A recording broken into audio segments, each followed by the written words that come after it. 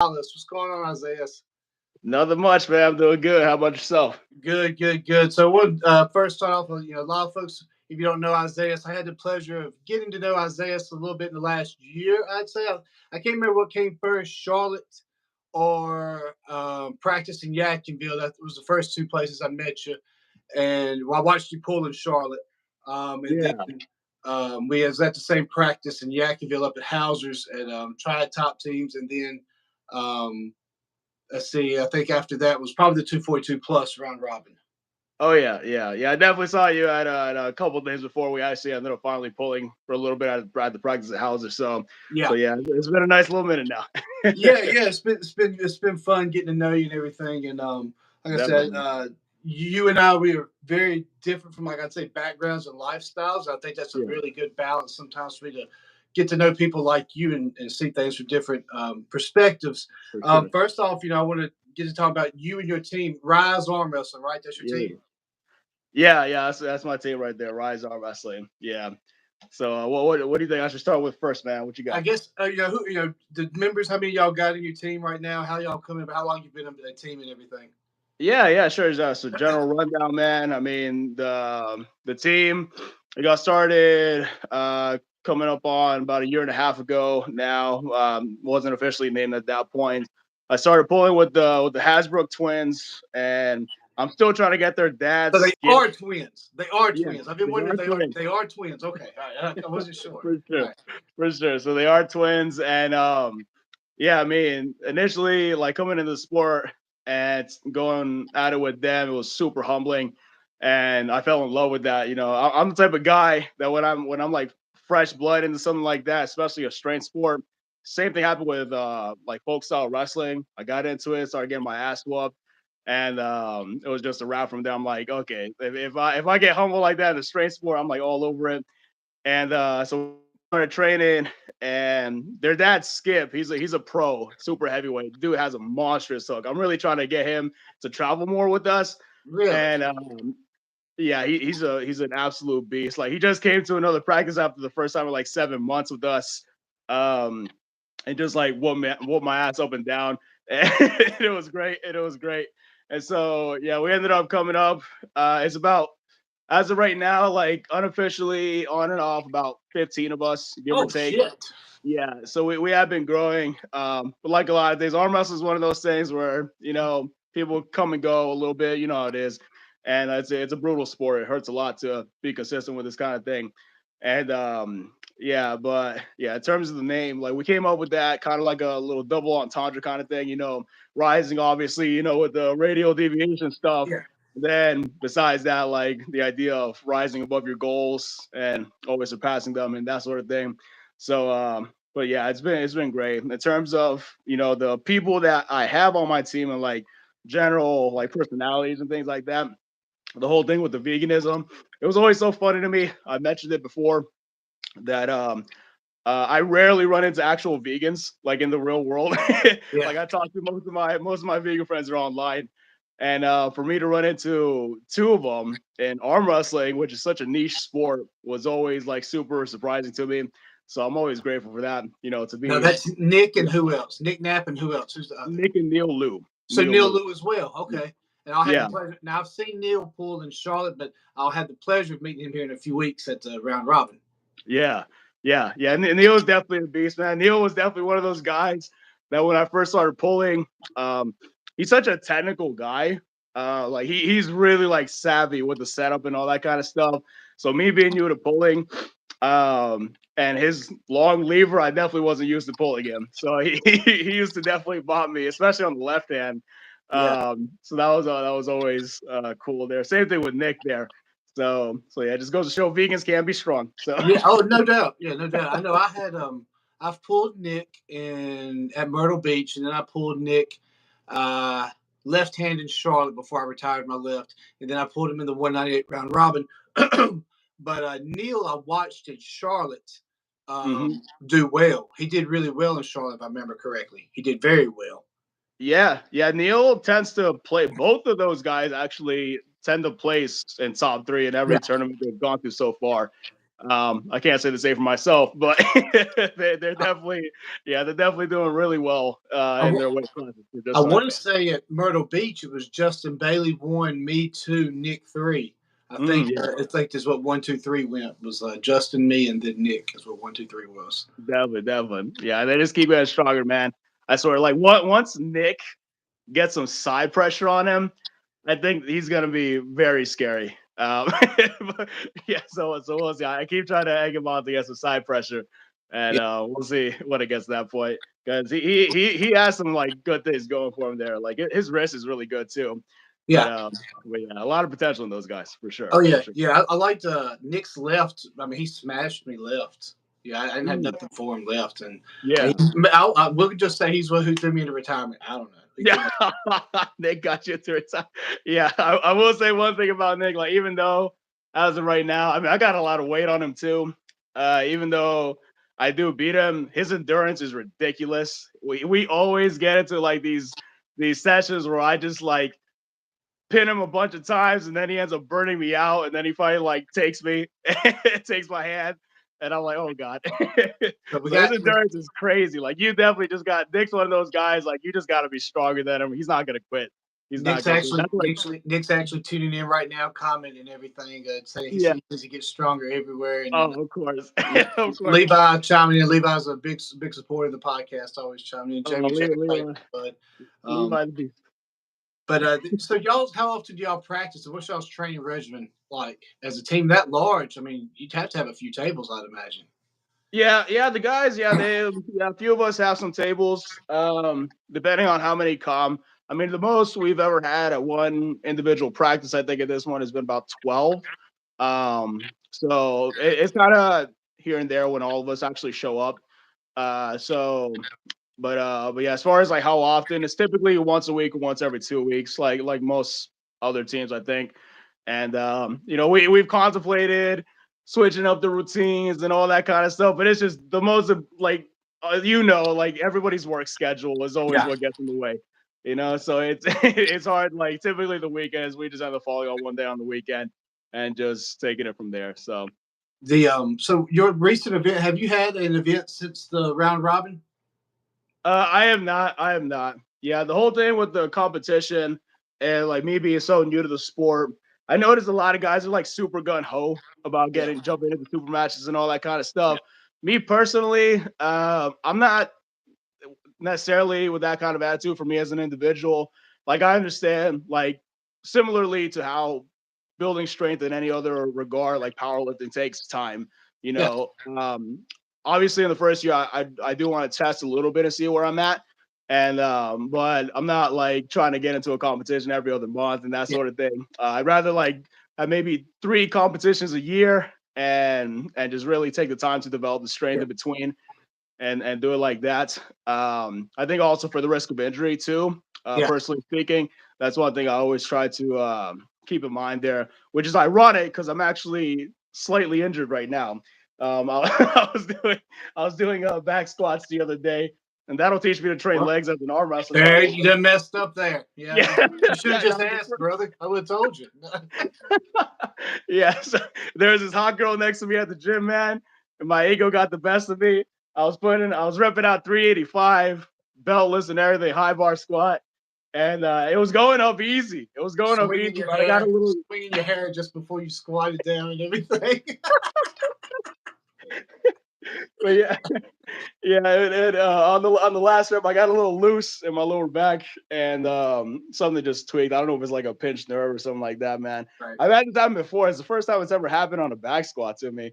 So I guess I am getting a little bit older now too. But but yeah, injury prevention in general is always something I'm like super mindful of, and yeah, that's why so I know to answer your question, I haven't had a competition since the round robin. Well, you did just accept this week when I hit you up though. You do have a left hand match coming up in May though, so you got about what Yeah. 4 weeks? You're right at 4 weeks or something like that before you pull Willie Comer left hand. Yeah. Oh yeah. That's So gonna be actually the first left-handed super match I have outside of my group. that's awesome. So that, That's awesome. Yeah, that's yeah, awesome. yeah. So it should be interesting to see how it goes. To test the party arm out. Yeah, Willie's a great guy too. Wait, Yeah, Willie's hurt has been getting crazy. it's his first super match left as well. He's Yeah, never had one left too, so it should be fun. Y'all gonna look sloppy as hell up there, probably. I don't know. One thing about my left that I will say, I'm a lot less hesitant with commitment as far as hitting. So I will say that I will commit everything into my left. My right, when I first started, I tweaked something in my elbow, and ever since then, I'm just like I'm always like Yeah. super nervous to like hit on my right super hard. Um, but with my left, I'm just like fuck it, let's just let's just throw that shoulder there like it's nobody's business. So I will say I at least have that much going for my left, but yeah, that we'll see how it goes with Willie. So we'll get into some of the topics now that a lot of people's tuning in. You're known for being a vegan arm wrestler, which is not very common in our sport in our community. I'd say I'm more the common where I'm like 90-95% carnivore. So we're very different. I don't eat vegetables. Yeah, I don't eat vegetables hardly. Uh-huh. But so what? Let's just start. You and I've talked about this several times, and I come from a place where I like to be informed. It's never a Yeah. place of where my way's right, your way's wrong, because I feel like I've tried all these fad diets. I've tried these things because I think of my body as an experiment. I like to Mhm. experiment my body, see what fits well. So, what drove you to veganism, and how long you been vegan, and what drove you to it? Oh yeah, definitely, man. Yeah, this is definitely what people want to hear today's podcast. So in regards to what made me go vegan, um, I should say like initially not having an exact understanding of what veganism actually is. I'm gonna say when I first started getting into things, it was due to health reasons. Um, and like my dad is a type 2 diabetic, Mhm. and growing up, that motivated a lot of my fitness ventures. And I mean, I still kind of am, but not necessarily to the same degree. Growing up in my late teens, early 20s, I was absolutely neurotic about my fitness, my diet, and everything like that.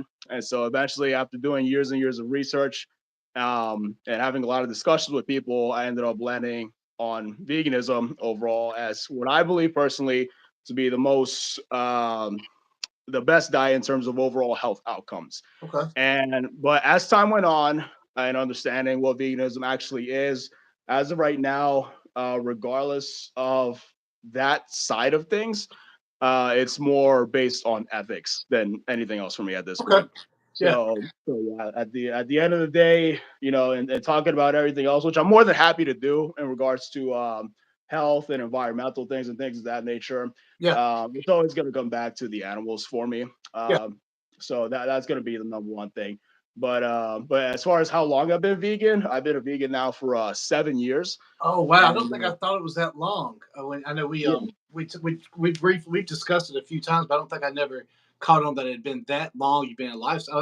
That's certainly a new lifestyle. That's not just a fad or a diet change. That's just it's your yeah. true lifestyle now. Yeah, it definitely is. And like I guess I was a little bit different than a lot of people in terms of the transition. Like once I had the understanding, in my opinion, I basically went cold turkey, no pun intended, overnight, and I went vegan basically overnight. I just remember to this day, like, and ironically, like when people talk about veganism and this kind of thing, and in terms of like effective activism and all this nature, one of the guys I was listening to a lot back then was this guy who's like extremely controversial, and a lot of people hate him. His name is Vegan Gains.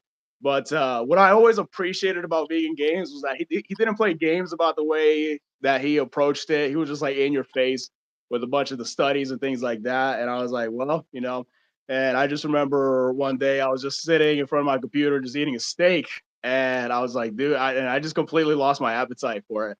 And I was like, man, I don't think I Just can like do this that. anymore. Really, Just just like that, man. overnight, just like that. Yeah, just like that. Just like that. And How can I do that with chocolate and candy bar? Who do I watch on YouTube to bad mouth chocolate so bad it turns me away from it? yeah, chocolate. Yeah, sugar is a son of a gun to try to get off of. That's actually something right now that I'm like struggling with. Like overall, things have not been as easy as of late because I work a sit down job now in an office, And back then, when I used to work more manual labor, it was easier because I have like a voracious appetite, Yeah. and it was easier to like maintain my weight back then. but uh, but yeah, these days, man, I'm like I really got to buckle things down with the type of job that I work now because you're basically doing nothing all day other than typing on a computer and that sort of thing. So Yeah. So I'm carnivore. Like I said, I'd say 99. I'm not strict carnivore as a lot of people do. And here's the thing: I'm like 95%. And I started just to see what it was about. yeah, Um, I like vegetables. Don't get so it's not, I'm not eating them for a reason. right, I've been doing carnivore, primarily carnivore for like 2 months because I just wanted to see what it would yeah, do. And I'm not seeing the benefits I've seen other people talk about where, yeah, oh, I've got the weight loss. No, I'm not experiencing any weight hmm loss. A tremendous strength gain. Like yeah, I'm strong as a damn ox, Isaiah. So I'm not gonna definitely, lie. I have put on some definitely, serious strength, but I'm yeah, not getting. And I had my numbers taken before I started at my doctor, and when I get finished, I'm gonna have them taken again just to see how the cholesterol and all that looks. Just 'cause definitely, that's how I believe in. I like to use my body as an experiment. I want to test it right, out. You know what I mean? right, And so I'm interested to see at the end of May when I go and get tested again, because I believe in doing 90 days to get some true data points. And, I mean, you don't definitely, try something for a couple of weeks, but I'm not seeing the benefits that a lot of people have yeah, carnivore diet personally. I'm not saying oh it's yeah, not, like I said, I think everybody's body's different. And, yeah, you find I'm big on gut health. I'm oh really yeah, big on gut health. So hmm anything that somebody can find that supports their gut health, you stick with. I'm also a type 2 diabetic. oh So yeah, okay, so okay, I have to be careful. I have high blood pressure too. So that's why the Ooh, carnivore, I have to try to steer away from the red meat and more towards yeah. the poultry. Yeah. So okay. So that's actually a good like you bringing that. I was a little bit curious about the way that you're doing the diet there, because a lot of people have like different ways in terms of practicing carnivore. So you lean basically more towards like Chicken. chicken and fish and that sort of thing. Chicken and turkey primarily. I do like Okay. ground chicken a lot. I eat very little pork. Very Yeah. little. Just because since I got Rocky Mountain spotted fever back in uh, Mm. no Decemberish, November of last year, November, my body just hasn't reacted well to pork. It's not alpha gal, Yeah. but and I can eat it, but I'll have some stomach pains later that night. So it's like Mm. I stay away from a lot of pork. Yeah. Yeah. And so like, and you've talked to me before. I don't want to like switch the gears, Oh but no, I'm kind of curious. Like when people talk to me about carnivore, um, so will you then consider at some point trying vegan to see how you can manage I would things like do the it. diabetes? Yeah, Oh yeah, I would definitely do it for 90 days to see what it's about. I would really yeah, seriously struggle as far as because my family eats so much meat. you're Um, right. Right. Mine too. Mine too. I've got a 5, a 12, and a 14-year-old daughters, so it's like they eat Uh huh. so I would really struggle being strict, and that's where I struggle with my carnivore. I would say I'm modified carnivore because, like I say, Yeah. 95% because I still munch on their plate because I'm so tight. I don't want to throw away a plate with food on it. But so I would struggle throwing away a plate with ribeye on it, you Oh know. yeah. And I really wouldn't even know where to start with a vegan diet. But like I said, I believe in my body being an experiment, so I Yeah. would try it for 90 days to see what would. Definitely. Definitely. Yeah. Yeah. I probably give you some good pointers if you're once you decide to go down that route for sure. Yeah. What's the overall benefits you see to other? Let's like, I guess more from a health standpoint, not the Sure. ethical, because I know we Yeah. could get into that and just go down that road. And For but sure. from a health standpoint, what do you think are the obvious benefits that you've seen and through your education of it too? What do you Sure. feel? Sure. So I think, and like, I just want to be very careful when we start talking about like health benefits, because there's certain things that many people will try to like seek for in terms of tangible things that they feel, right? So I don't necessarily go based off of that there, because I mean you can feel okay doing a lot of different kinds of diets, right? Yeah. And but I will say, like personally speaking, in terms of when I first went vegan, the most noticeable change for me in particular, this isn't going to be for everybody, was when I cut out dairy. When I cut out dairy, that's when I noticed the biggest difference, and I guess it affected me more than some people who, because I'm lactose intolerant as well, Oh, and that sort of thing. And so whenever I would consume substantial amounts of dairy, my body would give a lot of symptoms of inflammation in my joints, in my energy levels, and also in my skin. I used to have like moderate to severe acne, like well into my 20s. And like it was always so surprising to me when I cut out dairy. Basically, like 99% of my acne on my face went away within a week. With And dairy, really, that's that's with dairy. that's a relevance I've never heard before. A correlation Yeah, I've never heard before. Dairy. yeah, yeah. It's not just dairy. Like a lot of greasy foods can also play into that Yeah, too. In terms of like I think a lot of the fats that are in a lot of foods can end up playing into that. And I think the way dairy can potentially mess with a little bit, especially as a teenager, can drive that a little bit crazy. Because I mean, I used to consume like a gallon of dairy every day. It was crazy, like all the time. now, And do you my do Fairlife? Do you substitute with Fairlife or anything yeah, to that nature? yeah, I did do Fairlife and like milk with the lactase enzyme in it for a little while there, and yeah, of course, like ultimately, I think as things develop, like even though I wouldn't have necessarily as much of like um gastrointestinal distress from consuming, the dairy milk that had the lactase enzyme in it, I would still feel fatigued. My joints would still feel inflamed, and I would still have that effect of the Yeah, acne on my face as well. So yeah, I remember like the first 2 days, like the energy levels were like night and day in terms of when I decided to finally cut out dairy. But like again, like I'm not like when I say these types of things, I like getting into the feelings portion of it. Like you might cut out dairy and not feel the same things I did. Like yeah. I'm not like saying this as a prescriptive kind of Right, thing right. for And we've everybody. talked about your body. Yeah, Everybody, I believe in everybody's body's different and how it reacts to everything. Your body's just made up of different ways. It's different genes, and how yeah. you react to everything differently. Oh yeah. Oh yeah. And then like besides that, I mean just overall general things, I think with vegan diets, in terms of a lot of things that I've personally read, um, with overall health outcomes, there's a number of things that you can get into when it comes to certain compounds that are in animal products that can potentially negatively affect your health. Things I've looked at like saturated fats, cholesterol. There's a lot of debate about those things with a lot of people. And then things like heme iron, certain amino acids that are very high in meats, things that develop via the process of cooking, that can be potentially carcinogenic and things of that nature.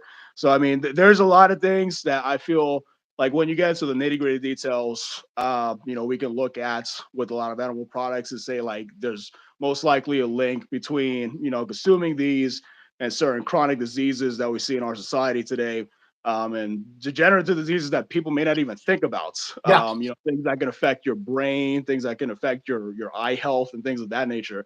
So I mean, it could get very complicated into the studies, and to this day, I'm still not going to call myself an expert, but there's a lot that I've seen. I've talked to a number of people who are actually, pretty authoritative on the subject as well, to come to certain conclusions there. But I mean, I'm always still learning as far as these things are concerned. The human body is a very complicated Yeah. thing, so there's a lot of debates to be had there. But yeah, overall, like if you had to ask me, like overall health outcomes, like I think the vegan diet shows some of the most promise with managing things like heart disease and type 2 diabetes, which is one of the reasons that drew me to it to begin with. So like I said, I read a lot of, I watch a lot of videos informative into certain lifestyles and diets such as veganism. But one thing we was talking about how our bodies react. I'm really wanting to fork out the money for a methylation test to really, Mm, what about my body. You can have your genes tested to see what it doesn't react well to, because there's yeah, a whole concept where it's like, oh, we're quick to blame, to just take meds for all these different things, that if we could cut out certain foods, certain things that we're putting in our body, we would avoid that altogether, because it's how our bodies just react to something. Such as yeah. what two of the common things they talk about is high blood pressure and type 2 diabetes. That Okay, you never have to take a medicine for those two things if you were dieting correctly. And I right. don't disagree with that, because I say I'm type 2 diabetic, and I try to always consider myself type 2 diabetic. But now my A1C is at a level where they've kind of taken me out of that category, because I'm at Okay, a 5.5152 A1C. and Okay. um, so that's like they want to take me out of the type 2 diabetes category. But up here, I tell myself I am because it just keeps me motivated to do better. Right. But Right. and now I know I'm maintaining it without any medicine. I've been off meds for a year, right at a Okay. year plus. No, over that, a year and a half plus. I've been off Yeah. all um, diabetes medicine, so it's like I know you can do it without. For Yeah. type two. Right. Let's Right. be Right. very clear. Right. Type one. That's just unfortunate. I Yeah. have a lot Yeah. of. Yeah. I hate it for the ones that are type one diabetic because there's nothing you can do. You know, but Yeah, yeah, it's definitely rough there. So let me ask you, like, so have you noticed? Because a lot of the research that I've seen concerning things like carnivore dieting and diabetes, so you've been able to manage your diabetes even on a carnivore diet. carnivore, Yeah. yes. The Okay. only time I can see, and I don't see any. What I have noticed with the carnivore diet, the negative effects. I've seen blood pressure spikes. I know when I Yeah. have a sugar or blood pressure spike, Okay. uh, they're two very different things. Sugar, you start seeing spots, and Right. blood pressure, it's the sweating and dizzy, and it's much more temporary. Hmm. I'll have a blood pressure spike, and a lot of times it's after I've just went ham on, a bunch of chopped barbecue, or uh, Yeah. I had 8 to 10 ounces of beef this morning, London broil, just Yeah. going low carb because I'm cutting right now. Right. But Right. uh, I didn't go crazy with the meat today, but if I would have had a second serving of that meat, I would have felt some blood pressure issues, no doubt. Okay. Yes, Okay. that's why I try to keep my red meat at a minimum, and Yeah. the pork is very, Yeah. very, very minimal. But Definitely. Definitely. as long as I've stayed on chicken and turkey, I don't see any blood pressure issues whatsoever. Okay. Yeah, Okay. That's good to know. Yeah, definitely keep me posted on like your observations there because like you said, I've heard a number of things from a number of people, and like I don't know, I guess one of the things that I'm most curious of is like how long somebody can sustain that kind of a diet, like because like it's been blowing up in popularity too, yeah, and this is actually like a counterpoint that a lot of people bring towards veganism. But I've always found it like very interesting to see like because even as a non-vegan before I made this change, the idea of like eating nothing but meat throughout the day to me was always like kind of wild, you know. And then some people like go like even further, yeah, yeah, yeah, and they're eating like straight up raw organs and all this stuff, and I'm like, can't do bro, that. like Can't do yeah, yeah. I'm like, I don't know how you can like sustain that for decades. That to me was always like super interesting to see. this. Is Do you feel like you could sustain that for no. decades? This is. Yeah, I don't see me doing this past my 90-day point. I'm just gonna yeah, be because I try to target about 200 grams of protein, but I do yeah. like I'm not getting my fiber in. I'm not getting those Right. other. I've found myself being very irregular, I was curious about that too. Yeah. because I'm not getting my fiber. Mm. Uh, Now, what I could probably do to balance, I could probably go get one of those meta bars, Metamucil bars, something Sure. like that. Right. Right. The But fiber supplements. yeah, I could go do some fiber bars if I wanted to cheat it that way. But I really wanted to test out how I'm saying. Yeah. I also feel like I'm retaining water. That's not Okay. something I think is common with the Mm. here from the carnivore diet. I feel like I'm retaining water really bad. I've Yeah. I've shot up in weight and nothing else has changed really. So it's Okay. like what something's had to give, and that's one thing Yeah. that's different is my diet. My workout regimen is the same. Uh, Okay. I have an office job, desk job as well, so I have a sedentary, you know, Yeah. energy job, and we like us when we have those jobs, we have to burn it in the gym. So Oh yeah. Yeah. That is crucial, man. It's crucial. now tell me this, with all your travel first, I see where you travel to Chile, Tokyo, and is it hard to maintain that lifestyle living, traveling, from airport to airport, country to country? How are you managing to do that? Yeah. So I will say, first off, things are a lot easier when you have people who love you. Uh, so I say that, like my family, like I don't travel solo. Well, except for Chile, but my family, I went to go visit my family over there, and like when I went to Japan. my brother, he's always been wanting to go to. He went to Japan one time by himself, and so it was easier having somebody there who already basically speaks some of the language to help me interpret a lot of the food options there and do it like that. I consume a lot of soy, a lot of soy. I'm definitely a soy boy for anybody wondering. Now, is And that protein through soy protein? Is that how you typically get most of your protein? yeah, I would say soy is a considerable part of it there. I'm usually getting anywhere probably between like 30 to 60 grams of protein a day in soy, and then like miscellaneous other sources as well. And but yeah, my family, when I was doing my travels, they were all like cooking for me and things like that. And I mean, a lot of these dishes are actually really simple when you get down to brass tacks.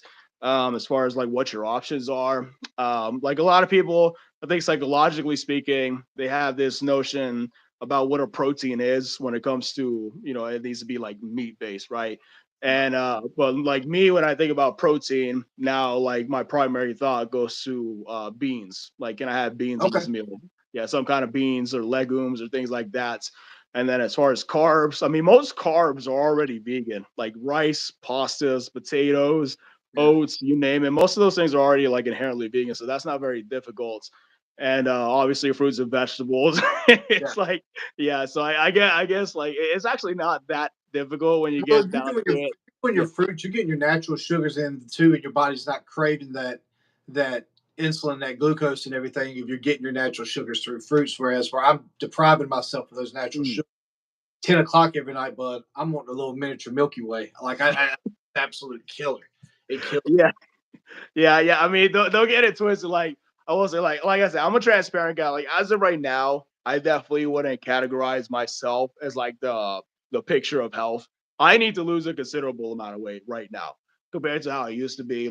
Like the way life happened for me, it was when I started getting into things like manual labor, a lot of things started changing in terms of my ability to maintain the habits that I had.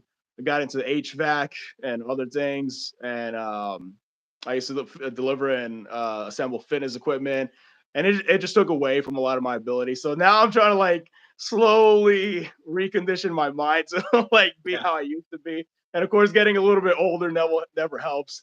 But yeah, I just want to be clear. Like right now, like when you see me, I'm not the picture of health right now, not compared Well, to how I used to be. That's I for guess, sure. I guess you and Willie are set for what 253 in May, right? And which y'all pulling each other at Yeah. 253. Yeah. Yeah, 253. And it's funny. So Willie sent me a DM the other day, man. He's like, "Hey, how much you weighing, man?" I'm like, "Willie, don't ask me questions I don't know the answer to, bro." Don't look. Don't listen to him. He's under 253 for the first time in quite some time, and now he's walking around with his nose in the air. I don't want to hear that shit from him. He could easily be 253 by this time tomorrow. I ain't trying to Yeah, hear that it's that easy, man. crap. Yeah. I mean, Here's an I email. think I'm actually walking currently around like 260 something. Yeah. I still need to weigh myself, but yeah, this is actually good that we're doing it at 253. I need to get back down there, and I really Yeah. need to take more charge He because it's said easy something. to like overeat. He said something to me today. He's like, "I'm at 245." I was like, "Oh, for you, this is the lightest you've been since we've been pulling. I don't want to hear that crap from you." Yeah, Uh, he's shredded, man. Willie is shredded. The um, beast. so one question too, I think about this too, because eating carnivore is expensive as shit, dude. It's Oh, so. I can imagine. How Yeah. about veganism? Is expensive to stay veganism? Vegan? No, no, a lot of people. So when you're eating a lot of base foods, like when you start getting into foods like the alternative meats Yeah. and alternative options and things like that Oh, for your animal, beyond yeah, meats. Did I all say? that kind of stuff. But even then, like they've done the research on that, and it ends up being actually on par or even less expensive than if you buy meat on a regular basis and other animal I products. believe that. Yeah, I believe that. So yeah, so I will say, like, even with that being said, of course there are going to be certain areas that certain products will be harder to get, that will be even pricier. So I'm not gonna say that for every single person this is gonna be the case, right? Like internationally speaking, there's different countries that don't have, like the US is becoming a lot better these days, in terms of the amount of options we have. Um, and the costs, when you come into like understanding like why a lot of animal products are the prices that they are, like with the government subsidies and things of that nature. It'd be really nice if they started subsidizing a lot of the plant-based products to that same degree. There are still some like smaller amounts of subsidies when it comes to plant-based foods from the Yeah, government, but that's a lot of like the driving reason as far as why things are priced out the way they are. Why you'll like look at say like a carton of like almond or soy milk and be like, dude, that's almost like the price are more expensive than like a gallon of milk of dairy milk, yeah, right? And it's like, there still needs to be like a higher, like I think once, and it's gonna take years, honestly, and probably won't see it in any of our lifetimes. But I think once the demand starts rolling around to be equatable to that of animal products, the prices are going to get driven down a lot more as time goes on. yeah, And yeah, so but it's going to take like a cultural change. So, but yeah, I think once it gets to that point, because like in terms of the overall resources that we use for growing plants is a lot less than a lot of animal products, and so by nature they I think will ultimately end up being less expensive. I mean, you're talking about when you're buying things like beans and things like that. I mean, they're usually dirt cheap at the store, you yeah, know. yeah. So I mean, you can actually make a vegan diet like stupid cheap if you're like But being really you strict with buy it. your stuff raw too. I'd imagine you're not buying it's Yeah, already cooked, processed, or however. I mean, yeah, yeah. So I'm definitely like I buy all kinds of stuff. I eat all kinds of stuff. Like I said, I'm not like right now. Don't judge me right now. yeah. But The but well, but yeah. we coming up towards the end of the show, Isaiah. And, I was telling you, I like to end every segment the exact same way. Um, what advice would you give any new puller, older, younger, male, female? What advice would you give them? Whether it's something you wish you would have done differently, or any takeaways that you have when you got started, what would you give? Oh yeah, sure. I mean, I'm definitely not an expert as of yet in arm wrestling, but I think if I were to give advice, like a lot of people might disagree with me when I say this, but I think outside pulling is the way to go and start really slow if you're gonna try inside techniques like hooking and pressing and things like that. Really take heed of gradual progression. It's very easy, especially for somebody who's passionate about competition and straight sports, to get caught up and wanting to progress super fast. And something like this is very exhilarating. There's a lot of adrenaline going, and in the heat of the moment, that's when things tend to give in terms of muscles and tendons and skeletal structure and that kind of thing. So I think if you're going to practice any technique, start with some outside pulling in terms of like top rolling would be Yeah, my first recommendation. And definitely, get into the weights. Your first practices, it's easy to get carried away. So don't be surprised if you're like incredibly sore for like a straight week there. I think that's, take was I would, take 2 or 3 weeks, man. yeah, yeah, realistically like 2 weeks, right? And then definitely stick to a lot of the basic movements, how Devin Larrett likes to say, the pronation, Yeah, supination, cupping, and rising, and just definitely progress on those over time. And I think you're gonna see the results you want, and really listen, really communicate with your training partners there, in terms of the degree of intensity that you want there, and just always be safe. If you see somebody doing something that you think is unsafe, talk to them. And I mean, if they want to keep doing it, I mean, that's on them, but at least communicate yeah, before you're gonna do anything else. And I think those are the main things there. And a lot of injury prevention, make sure you're stretching. I'll talk to a lot of arm wrestlers. I'm like, hey man, what are you doing for injury prevention? They're like, nothing. I'm like, bro, come on, man. Like, massage your arms. Do a lot of like external rotation with your rotator cuff. Make stretch, sure you keep it up. stretch. Yes, yes, yeah. You have to. You have to. Like, if you want to stay in this type of sport, like it's already bad enough when you're talking about things like powerlifting, but then you're talking about a dynamic sport like arm wrestling. Like, bro, nothing tears your biceps and your elbow flexors and your hand up like arm wrestling does. How And little pressure it takes to snap these yeah, bones in this area is just amazing. yeah, it's definitely something else, man. So definitely pay attention to not getting injured and progress slowly. And I think those are, yeah, an outside pulling to start. They would be my recommendations there. Well, Isaias, dude, it's been awesome chatting up. I've been looking forward to this particular show just because I knew it'd be great conversation. And I mean, it's like 40 minutes has flown by. We probably could honestly keep going for another 40 Yeah, minutes. honestly, like I feel like to keep time. If you want to keep Yeah. asking me some other stuff, man, And I'm down with it. we may have to pick up another one. Yeah, Maybe or we'll get you and Willie on here after y'all show on May 8th. And you can tell him, hopefully, you better rub in his face how your diet's better than his. And you show let's go. shit. I'm just going to be honest. He eats everything that sits in front of him. So Yeah, his that's house hilarious. smells like a bakery when I go in there. Oh my god, But that's funny. it's been That's funny. a pleasure. I look forward. If I don't talk to you again, well, actually, I know I'll talk to you again before May 18th. But I look forward to Mhm. seeing you before then, and you breaking that left out for its initial super match. Definitely, definitely. Yeah, it's been a pleasure. I look forward to talking to you again, man. Thanks everybody for tuning in there. Thanks, folks. Have a good one.